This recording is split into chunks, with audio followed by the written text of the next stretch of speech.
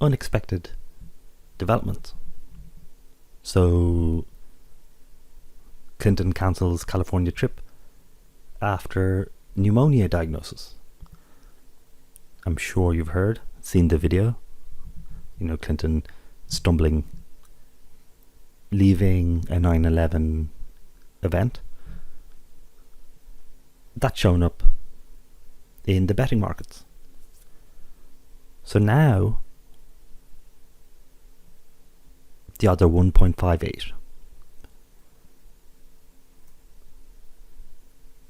A more interpretable, meaningful way of looking at that is the percentage chance of winning. So it's dipped down pretty much to 60%. And it was, not so long ago, nearly at 80%. So the momentum seems to be down. I'd like to see a lower low for this to be more significant. So, we can see 60% just as a, chartist, trader. We can see it tried to go above 60 back here. It failed to do so. Then it broke through 60. It tested 60. It held. And since then, 60's been support. So if 60 breaks, it could fall back to 50. It could fall back below. So that's what I'm mainly looking for. And remember,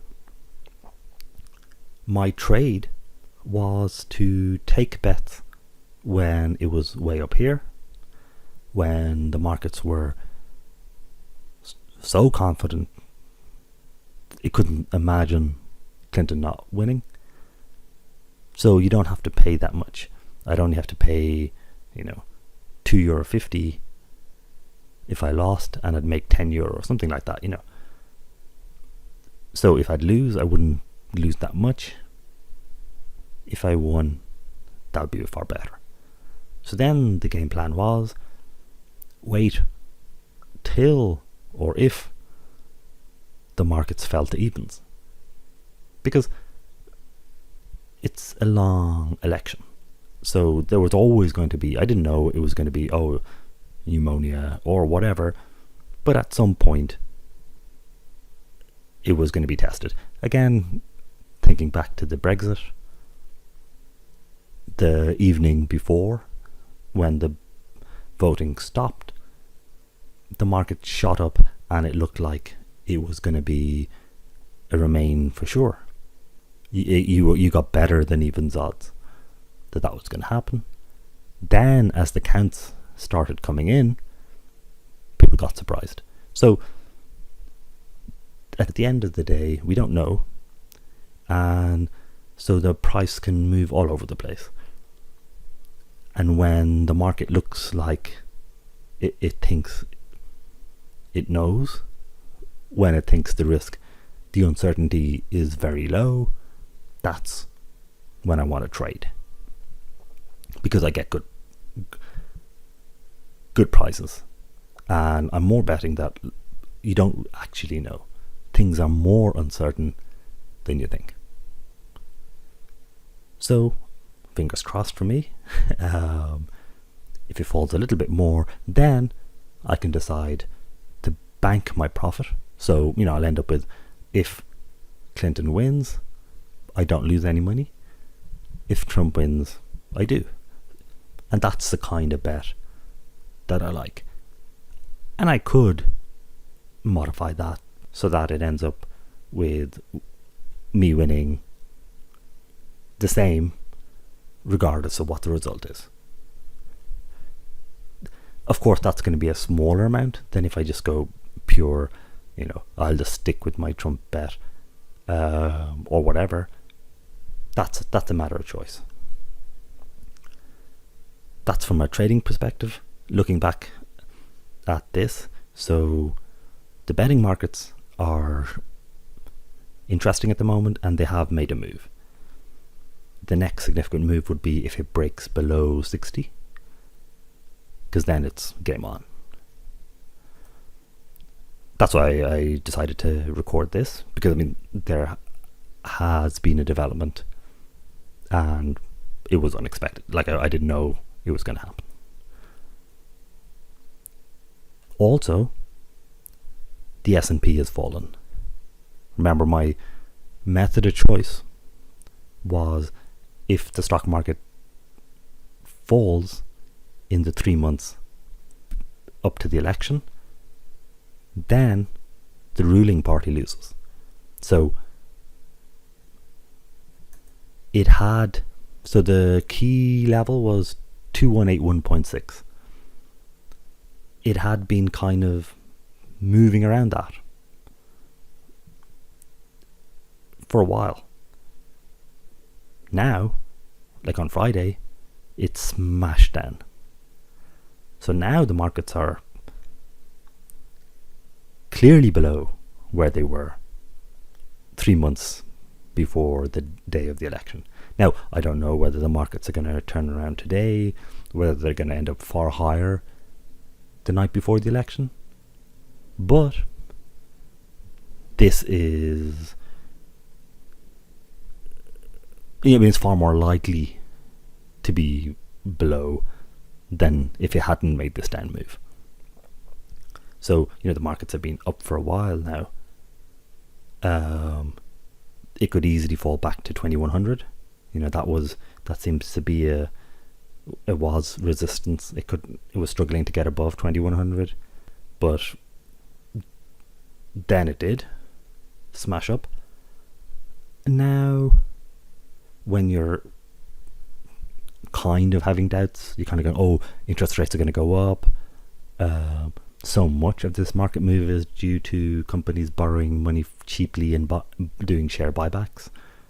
So if interest rates go up, they won't be able to borrow it as cheaply. And since they are one of them primary buyers, suddenly there'll be less buyers and the price can fall. Whatever. If you need a explanation as a chartist, technical trader, you just look at the price action. So we also have, and I'll have the links in the description below the video.